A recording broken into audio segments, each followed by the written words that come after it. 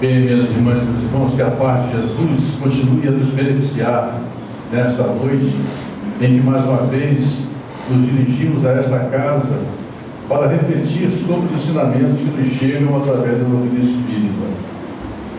Na verdade, esta casa é um templo religioso para que pratiquemos a nossa religião, o que hoje é mais fácil, mas já foi bem difícil a prática da religião, da nossa religião.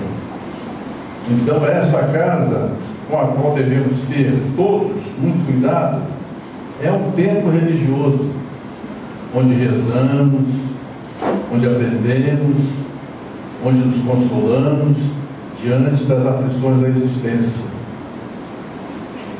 Aqui aprendemos certamente a ser espíritas. A nossa irmã lia a página sobre o perdão, a página de preparo da nossa reunião. O nosso Luiz Antônio Mileco, lá da nossa Rádio Rio de Janeiro, ele nos esclarecia, nos facilitava, de certa forma, o entendimento deste esquecimento que devemos ter no perdão, falando-nos, ensinando-nos que o esquecimento é moral, porque o fato, ele fica indelevelmente registrado no nosso corpo espiritual, que é o nosso arquivo. Nós não podemos esquecer, nós não podemos afastar o fato, mas podemos nos comportar de forma a demonstrar nosso perdão, não reagindo diante da felicidade daquele que pretensamente nos ofendeu, não ficarmos infelizes porque ele está feliz, não ficarmos felizes porque ele está infeliz, e nem negar o auxílio. Nós vimos isto no comportamento do Mestre Jesus sempre. Quando ele nos ensinava a perdoar, ele perdoava, primeiramente. Nós vemos isto quando ele pede perdão a Deus por todos nós. Imaginemos o Cristo sofrendo as agruras de uma condenação injusta, sofreu terrivelmente, não obstante, naquele momento, ele nos perdoava, porque no entendimento dele nós não sabíamos o que fazíamos. Certamente tinha razão o Mestre Jesus, que é inquestionavelmente o nosso grande exemplo, o nosso grande orientador. Dr. Augusto Cury, ele nos fala na sua inteligência, na sua análise da inteligência do Cristo, sobre este comportamento do Mestre Jesus, sobre tudo o que Jesus representa para nós, afirmando-nos categoricamente que Jesus não podia ter sido inventado, que os evangelistas não podiam ter inventado a história de Jesus, porque tudo nos leva à conclusão inequívoca da existência do Mestre Jesus. Além disto, nós tivemos um historiador da época, Flávio José, que falou sobre o Mestre Jesus. E além disto, tudo isto que nós temos aí de história, de análise, o Dr. Augusto Cury é um psiquiatra. Quando ele faz uma análise da inteligência do Cristo, ele faz com conhecimento de causa realmente. Não é um leigo falando sobre a existência do Mestre, sobre aquilo que foi escrito sobre o Mestre. Então, minhas irmãs e meus irmãos, além disto, nós temos as informações, os esclarecimentos que nos chegam através da doutrina espírita, que nós professamos. Como podemos ter dúvida, então, sobre a existência de Jesus, sobre os ensinamentos de Jesus, que falava, que decantava a existência do amor, a necessidade do amor? Nós somos espíritos imortais. Quando fazemos uma análise dessa afirmação que é feita pela doutrina espírita, nós chegamos à conclusão de que efetivamente é uma conclusão correta. Porque se nós somos uma energia, se o Espírito é uma energia, não sabemos certamente a natureza do Espírito, mas sabemos que é uma energia, é imortal.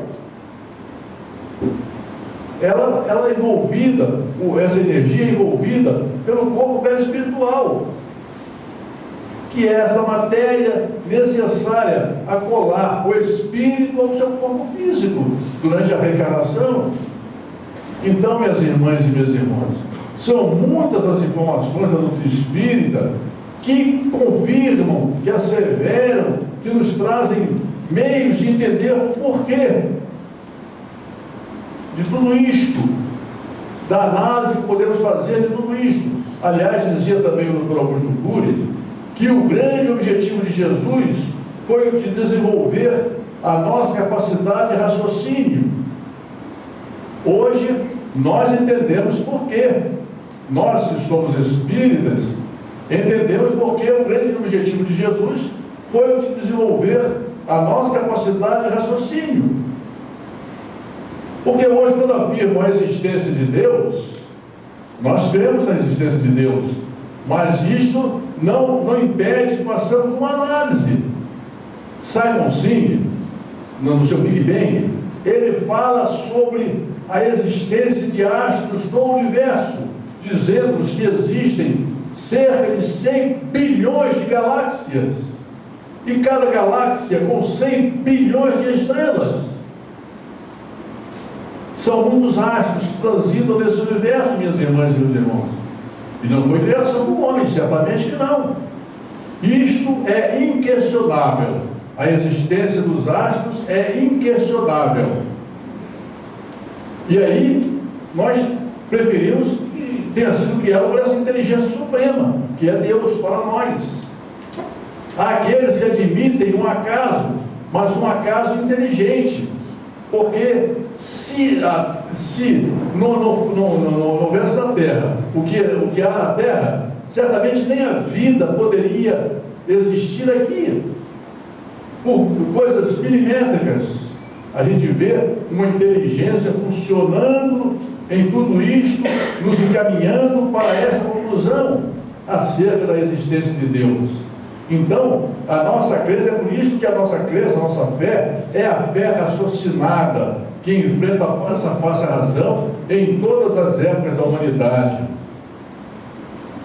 Não é uma fé vazia de raciocínio, de análise, não. É uma fé raciocinada.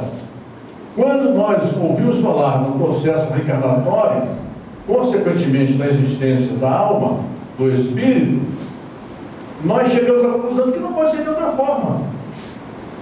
Porque crianças de tenra idade, que jamais falaram tal idioma, começam a se manifestar naquele idioma, a usar palavras daquele idioma. E isto, certamente, como dizia o nosso Hernando Guimarães Andrade, nós teremos respostas para essas nossas indagações da mais variada forma, mas nenhuma é tão completa quanto a reencarnação. Então, quando o nosso Hernando Guimarães Andrade, que foi certamente inequivocamente um pesquisador, um cientista espírita, faz uma análise da reencarnação no Brasil, ele nos traz uma tabela em que, para essa tabela de indagações, ele só obtém respostas para todas as indagações que foram feitas através da afirmação da reencarnação. Então, dizia o nosso Hernando Guimarães Andrade que a melhor resposta para isto, para tal fato, o processo é a reencarnação. É a reencarnação. Então, minhas irmãs e meus irmãos, a gente vê que, não obstante a ciência ter avançado tanto, é inequívoco, é indiscutível que houve um avanço da ciência. Do século XIX para o século XX, houve um avanço muito grande da ciência. Mas isso não impede que a gente faça uma análise à luz da ciência, mesmo para atender às respostas que objetivamos, tendo em vista a matéria que existe, o corpo físico.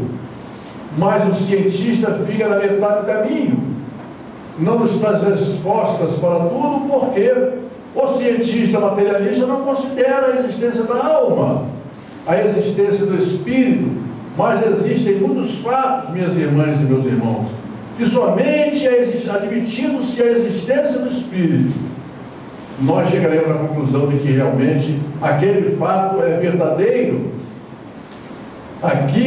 aquela afirmação é verdadeira. Então é necessário que admitamos a existência da alma, para que possamos responder às indagações que sejam feitas. Então é por isso que afirmamos: o cientista materialista, ele fica, não obstante o inquestionável avanço da ciência. Nós não podemos e nem queremos questionar o avanço da ciência, a importância da ciência hoje. Mas é a medicina que diz que o remédio cura. Mas se o homem não quiser ser curado, o remédio não fará efeito. É necessário que o homem tenha fé, é necessário que o homem atue como espírito para que aquele medicamento possa surtir aquele resultado. Isto é hoje admitido, afirmado pela própria ciência. Então, minhas irmãs e meus irmãos, a cada passo nós vamos vendo essas respostas que são dadas pela ciência, confirmando, ratificando aquilo que nos fala o Espiritismo, acerca da existência de Deus, acerca da existência da alma, acerca do processo reencarnatório, acerca do mundo espiritual. Por que nós temos certeza acerca do mundo espiritual? Porque nós temos inúmeros exemplos, certamente, cada um de nós terá os seus próprios exemplos. Na medida em que desenvolve a sua sensibilidade, o ser é capaz de captar. Não tenhamos dúvida de que o relacionamento entre o mundo material, entre o mundo corporal e o mundo espiritual é muito difícil, certamente que é. Não é com esta, às vezes, nós prestamos um desserviço à causa quando queremos transmitir uma facilidade que não existe. Há toda uma dificuldade, certamente. Não é fácil, mas é inquestionável, minhas irmãs e meus irmãos, a existência deste mundo espiritual. Quando a família Fox começa a ouvir aqueles barulhos, é o próprio ser, é o próprio espírito, que era o espírito que viveram naquela casa, que foram assassinados naquela casa. E posteriormente, minhas irmãs e meus irmãos, é encontrado o corpo, o que restava do corpo material daquele indivíduo, a demonstrar a realidade daquele fenômeno, daquela realidade. Então, minhas irmãs e meus irmãos, é inquestionável isto, mas é preciso que aprendamos, façamos uma análise, interpretemos e façamos esse esforço. O atleta, para ele alcançar seus objetivos, ele faz um esforço, ele treina, ele entra em concentração. Ainda há pouco tivemos aí a Copa do Mundo, né? E nós vimos atletas em concentração, se deslocando. Tudo isso é necessário. Então imaginemos, se nós queremos praticar o perdão, praticar a lei do amor, certamente que nós precisamos exercitar, nós precisamos treinar. O tempo que demanda de uma encarnação para outra, segundo diz os benfeitores espirituais, cerca de 400 anos. Esse é o tempo médio. A gente leva para reencarnar. Muitos reencarnam logo. O nosso Herculano Pires dizem que ele, a poucas horas depois de haver desencarnado, ele dava mensagem para os companheiros de uma reunião que ele fazia na garagem da sua própria casa. Ele subira para descansar, desencarnara, e algumas horas depois ele transmitia, através da psicografia, da psicofonia, uma mensagem para os seus concidadãos, para aqueles que com ele trabalhava. Então, minhas irmãs e meus irmãos, nós vemos nós vemos nesses exemplos exatamente a possibilidade de ratificar, de confirmar aquela religião que professamos. O nosso Allan Kardec, ele inicialmente, na Revista Espírita de janeiro de 1952, 58, ele teve dificuldade em dizer, afirmar categoricamente que o Espiritismo era uma religião. Mas quando nós vamos ao discurso de Kardec, que foi publicado durante em novembro de 1868, em novembro de 1868, em homenagem ao Dia dos Mortos, nós vemos Kardec afirmando categoricamente que o Espiritismo era uma religião. Quando ele escreve o Evangelho segundo o Espiritismo, que é o tema do nosso estudo da noite de hoje, Allan Kardec é retirado de Paris pelos espíritos superiores, é levado para a cidade de Seguir, ele se afasta, ele vai para um retiro de Saint-Andrés. Então, há toda uma preocupação de Allan Kardec quando ele escreve o Evangelho segundo o Espiritismo. E essa preocupação de Kardec tinha fundamento exatamente na preocupação dos espíritos superiores, que o retiraram de Paris e o levaram para uma outra cidade da França, onde ele poderia receber de melhor modo, escrever de melhor modo, aquele livro sobre o qual se debruçava, que era objeto das suas preocupações, e que teve na primeira edição o nome de Imitação do Evangelho. Nem o editor, nem o senhor Didier, que era editor de Allan Kardec, tinha conhecimento disto. E a cautela de Allan Kardec foi tão grande que ele nem sequer transmitiu para as pessoas e para o médium o tema do novo livro, sobre o qual ele se debruçava, sobre o qual ele trabalhava. Então nós vemos aí uma preocupação de Allan Kardec. Quando o médium recebe uma mensagem no plano espiritual falando sobre o tema do livro, não havia dúvida, porque alguém podia dizer, não disseram que Jesus, depois de passar 40 dias lá em meditação, ele sobe ao monte e nos lega a maior representação de sacralidade do mundo, da humanidade, que é o Sermão do Monte. Então, o Allan Kardec fez a mesma coisa. Ao escrever o Evangelho segundo o Espiritismo, ele teve um comportamento para nós semelhante ao comportamento de Jesus. Jesus, o Mestre, subiu ao monte e nos levou esse sermão da montanha, que os incrédulos, aqueles que não admitem a existência da alma e tudo isso que fala o Espiritismo, eles zombam, porque realmente, quando o Mestre Jesus fala nas bem-aventuranças, que seriam motivos, todos seriam motivos para sofrimento, para dor, o incrédulo zomba, sem saber que o Mestre Jesus falava da vida futura, da vida do Espírito. Mas o nosso Humberto de Campos, nosso irmão X, ele nos fala exatamente sobre essa pureza do coração, quando ele nos traz a maior dádiva. Qual foi a maior dádiva, senão aquela da escrava?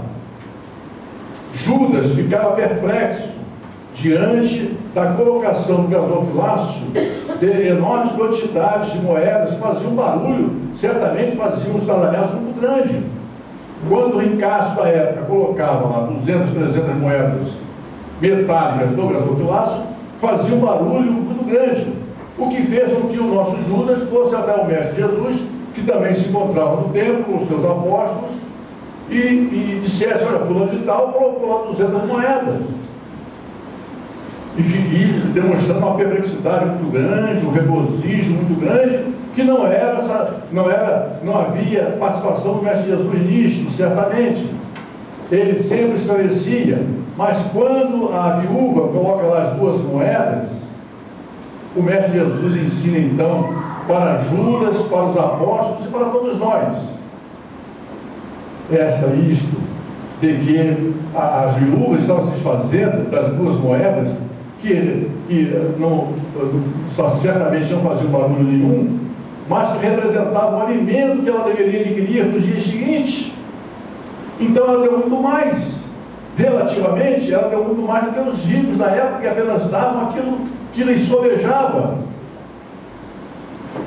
Mas quando chega a escrava para higienizar o templo, e aí a gente entende essa pureza de coração, que o nosso Berto Robin fala que é mais glorioso do que ser pobre pelo Espírito. É ser puro de coração. É exatamente o tema desse capítulo 8º daqui do Evangelho segundo o Espiritismo. Quando nós vamos ao capítulo 8º, bem-aventurados os que têm o coração puro. O nosso Berto de Roden dizia que isto é mais glorioso do que ser desapegado às coisas materiais.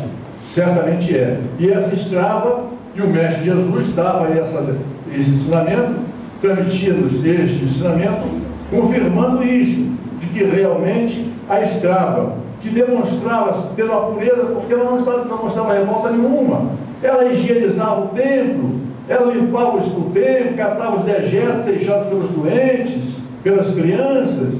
Então, minhas irmãs e meus irmãos, nós vemos que realmente é aí a ratificação daquilo que fala o Espiritismo acerca da pureza de coração.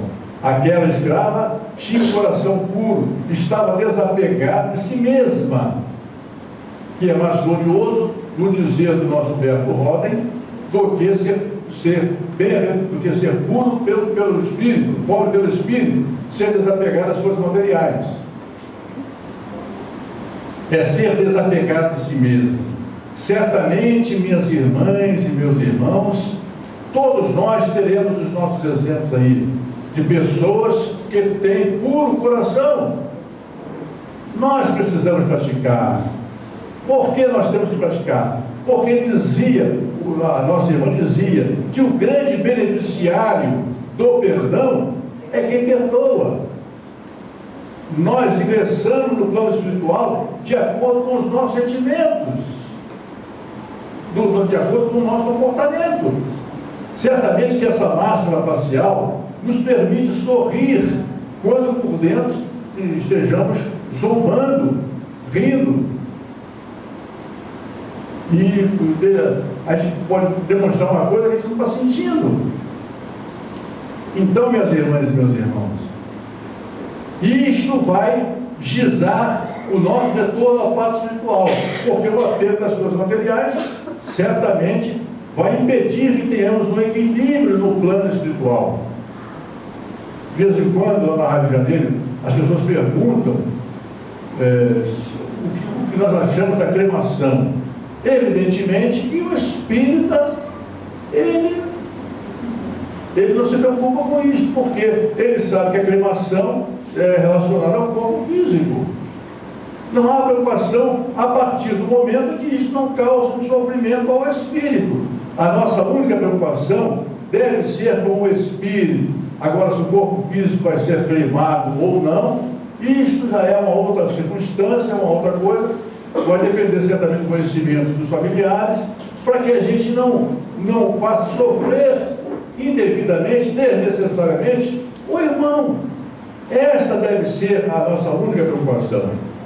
Então, minhas irmãs, é por isso que se diz que o perdão beneficia, primeiramente, a quem perdoa.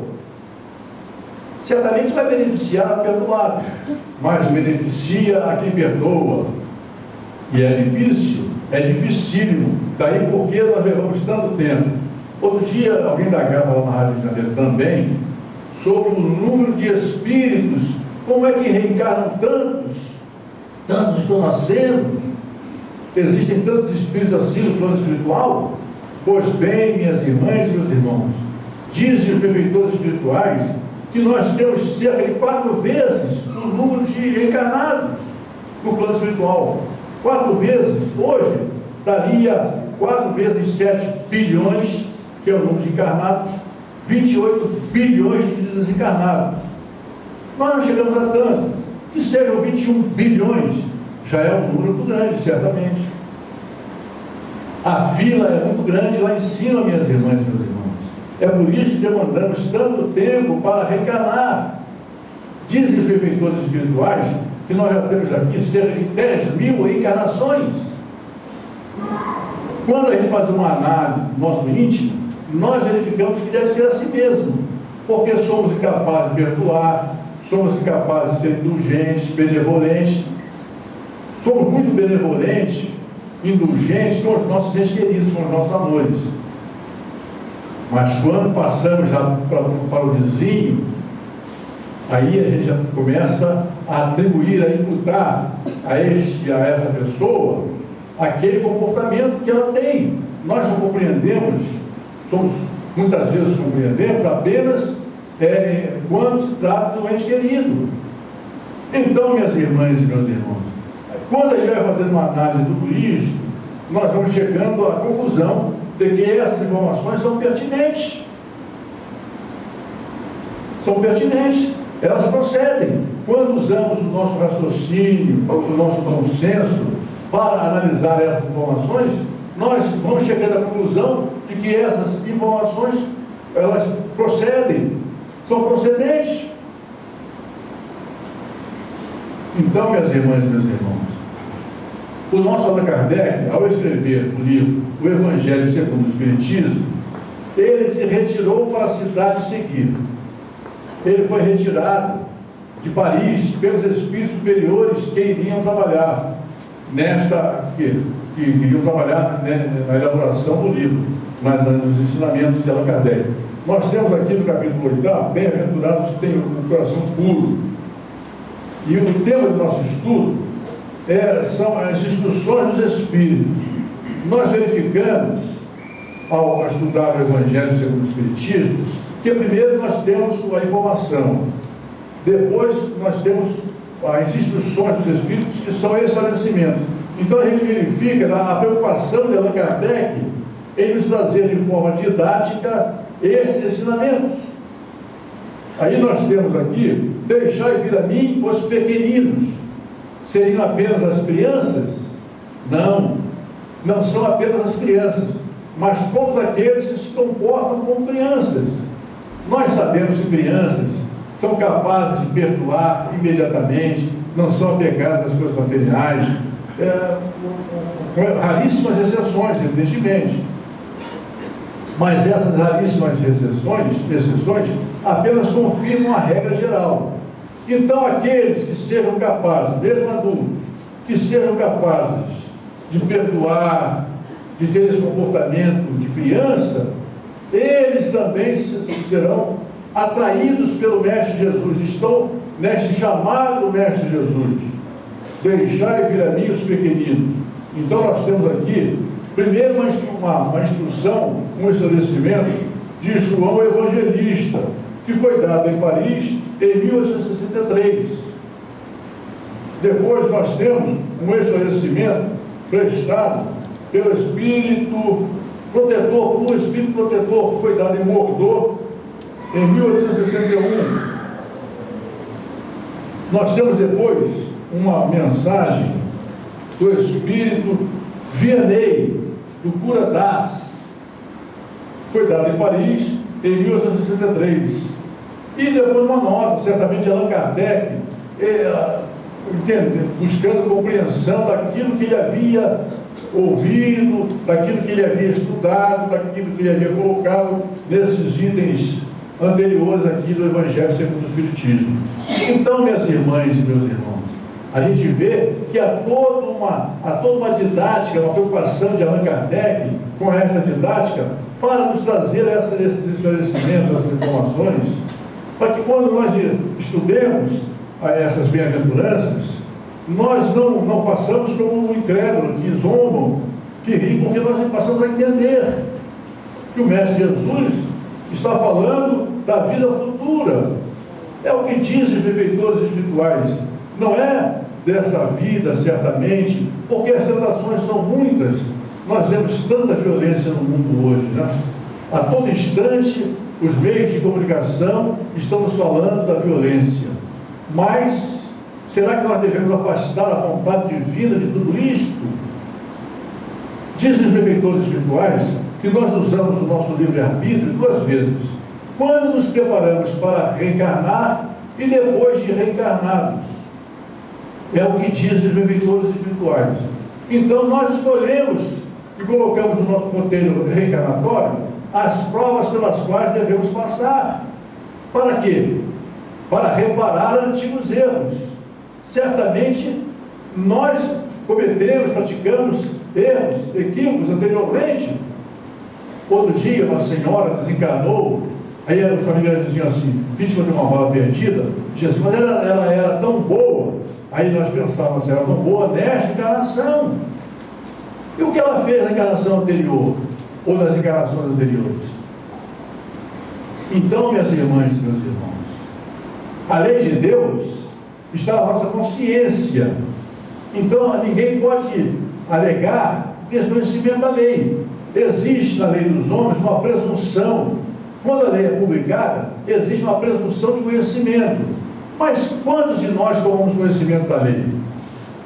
Certamente poucos de nós. Na lei de Deus, não. Está na nossa consciência, nós nascemos com ela. Então, nós não podemos alegar que não tínhamos conhecimento desta lei. Certamente que é difícil, mas não é impossível. É preciso praticar. Nós vemos aí exemplos extraordinários. O nosso Bezerra de Menezes, ele concedia para uma família, para alguém que necessitava, o próprio anel de médico. Certamente aquilo representava muito para ele. Mas representava muito para ele porque fora a informação sobre a conquista dele. Mas ele estava desapegado daquilo. E ele então cedeu, doou o anel para uma família que precisava daquele anel, mais do que ele, certamente. Então, minhas irmãs e meus irmãos, nós temos esses exemplos. O nosso Eurípides Bassanufo, que é patrão da nossa casa, que é um exemplo para todos nós, ele, quando tomou conhecimento da doutrina espírita, ele era católico, anteriormente. Então já era adulto, quando ele teve conhecimento de praticar uma religião e tomou conhecimento do espiritismo. Ele se dirigiu a fazenda de Santa Maria, onde ele tomou conhecimento da doutrina espírita, e naquela noite mesmo ele quis se dirigir à casa de Carlos com o seu tio senhor, que o levou para aquela reunião. Então, minhas irmãs e meus irmãos, a gente fica imaginando Eurípides e o tio senhor caminhando ali por naquela escuridão com um lampião, que era a luz da época, e até a casa de Carlos, caserna de Carlos. Chegando ao caserna de Carlos, o que o surpreendeu, o que o deixou perplexo, realmente a presença do professor Eurípides ali, naquela hora. Aí Eurípides beija, abraça Carlos, e o tio senhor depois diz, Eurípides, você deve ser mesmo um benfeitor, alguém que tenha sido designado pelo mestre, porque para abraçar e beijar um leproso, naquele tempo se denominava leproso, como você fez, somente alguém que tivesse realmente toda essa designação do plano espiritual do Mestre Jesus, certamente, de quem o nosso Eurípides foi companheiro, porque dizia Eurípides que na época dos essênios eles aguardavam a presença de Jesus, mas aguardavam a presença de Jesus para receber ensinamentos, não para ensinar. Ao contrário do que dizem muitos, que Jesus teria recebido ensinamentos dos essênios. Na verdade, ele veio para ensinar. Como o Mestre Jesus atingiu essa plenitude, falece-lhe certamente conhecimento para tal, para assegurar isto ou aquilo. Mas a verdade é que quando a Terra surgiu aí nesse movimento do universo, já Eurípides era Eurípides. E quando foi que a Terra surgiu? Há 4 bilhões e 600 milhões de anos. Então, há muito tempo, minhas irmãs e meus irmãos, nós já tínhamos aí a presença do nosso Eurípides, do nosso Mestre Jesus, designado para que fosse o Messias, para que fosse o representante de Deus na terra. E quando foi que a vida surgiu na terra? 1 bilhão e 500 milhões de anos depois. O que, para o cientista, é um tempo muito curto. E é interessante, porque a Terra caminhava no sentido entrópico, no sentido catastrófico, no sentido da destruição. E a vida é da organização, é no sentido da organização. E isto deixa também perplexos os cientistas. Muitas vezes eles não admitem isto, mas é um fato demonstrando a realidade, minhas irmãs e meus irmãos, que nós ou negamos quando somos fanáticos religiosos ou científicos, ou duvidamos.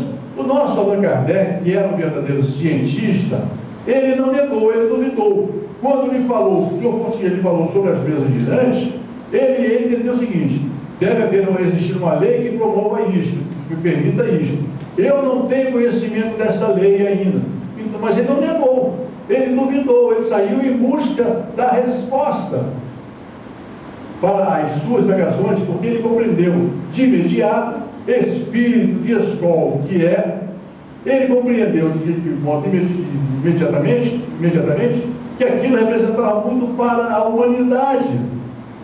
Então ele saiu em busca das respostas para as suas negações, modificou o sentido das reuniões,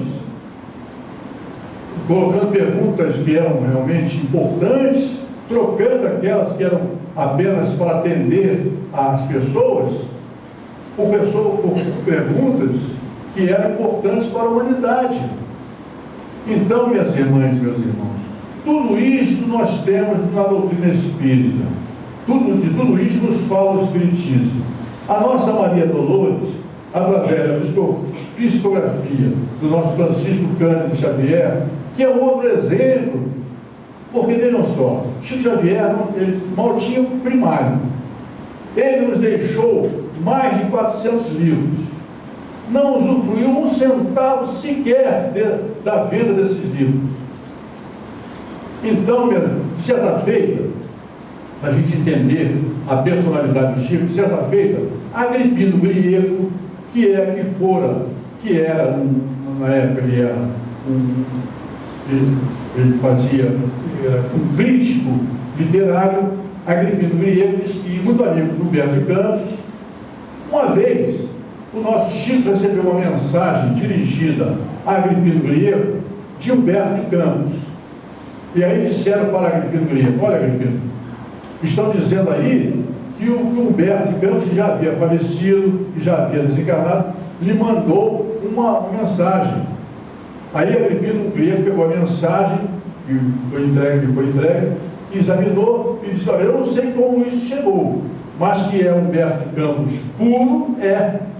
Então, minhas irmãs e meus irmãos, é a confirmação da existência do plano espiritual, dessa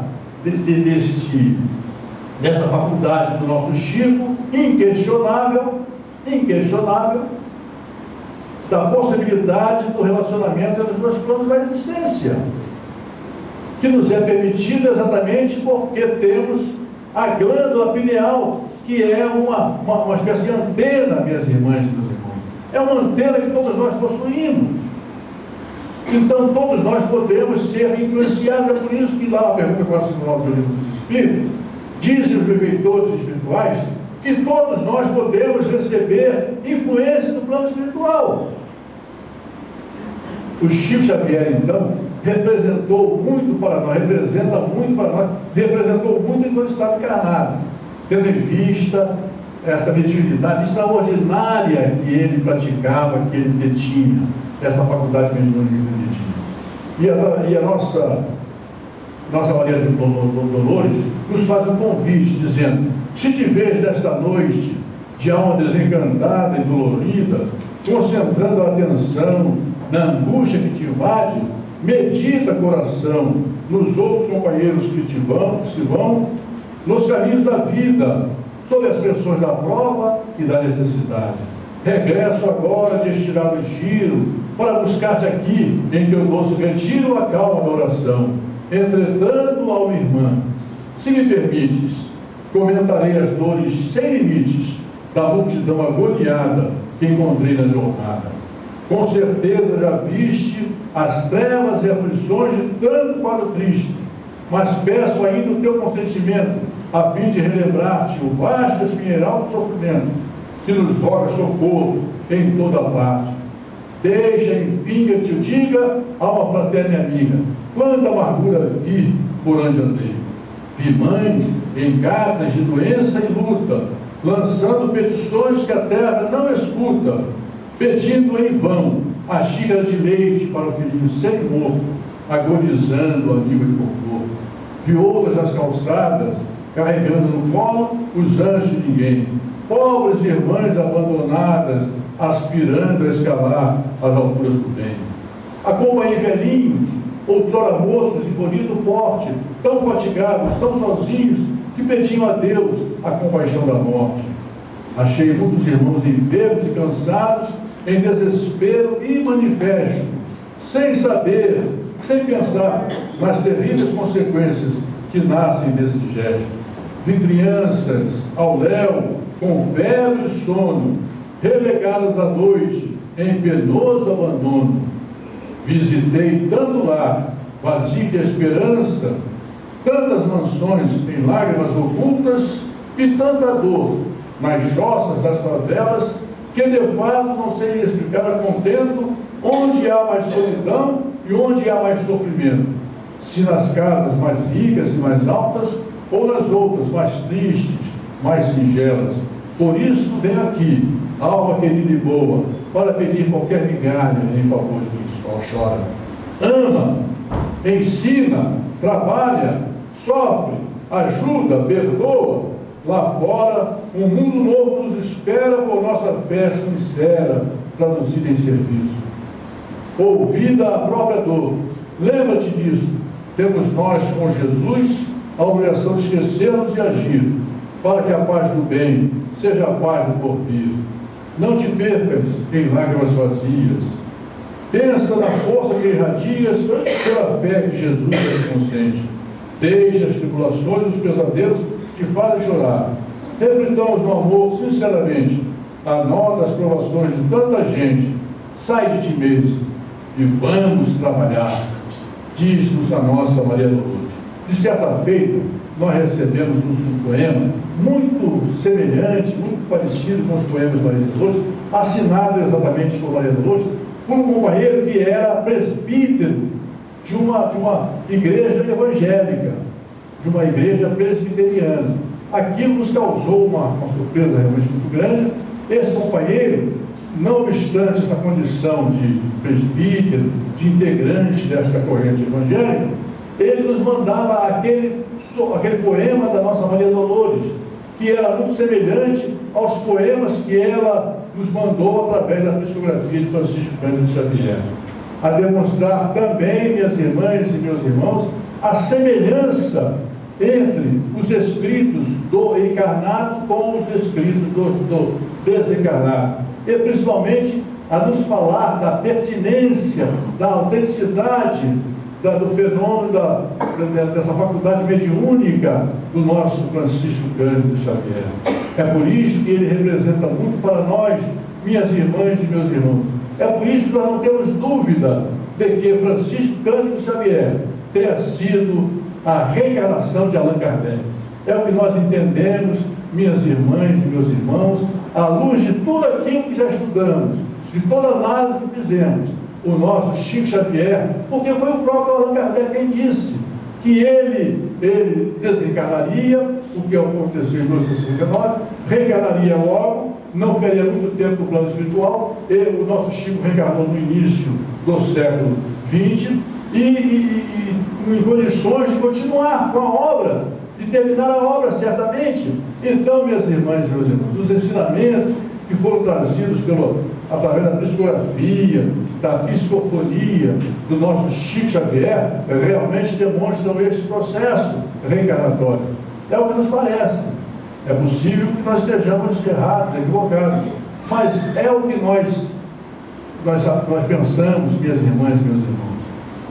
Quando nós fazemos um estudo, por exemplo, da obra de Hilário Silva, ele dizia o seguinte, que quando ele preparava o livro que ele escreveu sobre o retorno de Allan Kardec, ele levou a Chico Xavier.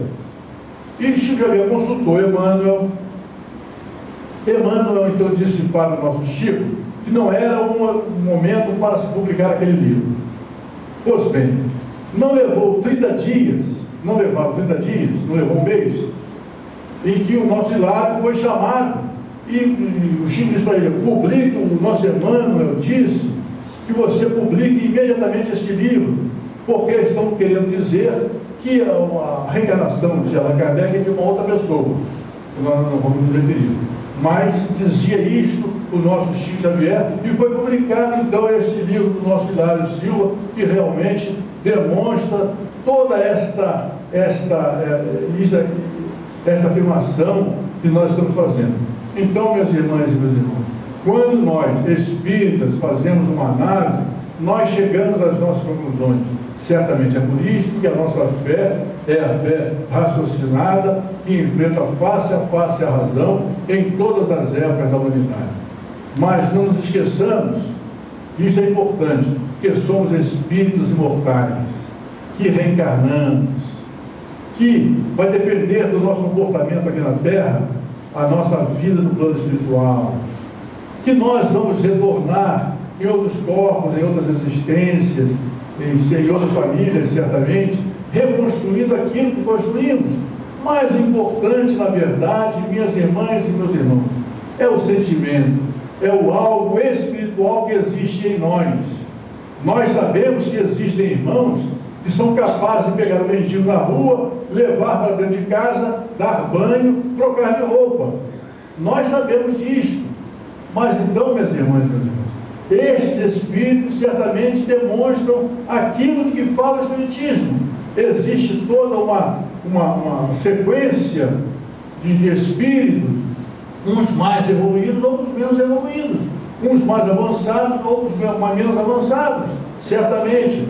Mas nós não podemos deixar de fazer um esforço no sentido da nossa evolução, porque disso vai depender certamente a nossa existência espiritual, que é inquestionável, minhas irmãs e meus irmãos, à luz de toda essa literatura que está à nossa disposição. Que Jesus nos dê paz, nos abençoe, nos fortaleça, para que possamos enfrentar todas essas dificuldades da existência com o coração tranquilo, certos de que, acima de tudo, está a vontade de Deus. Acima de tudo está a vontade de Deus. Se nós passamos por problemas, poucos, é porque Deus permite que passemos. Então, minhas irmãs, vamos fazer esse esforço no sentido do nosso aprimoramento espiritual, porque nós seremos os grandes beneficiários, certamente, disso. Muita paz em nosso coração.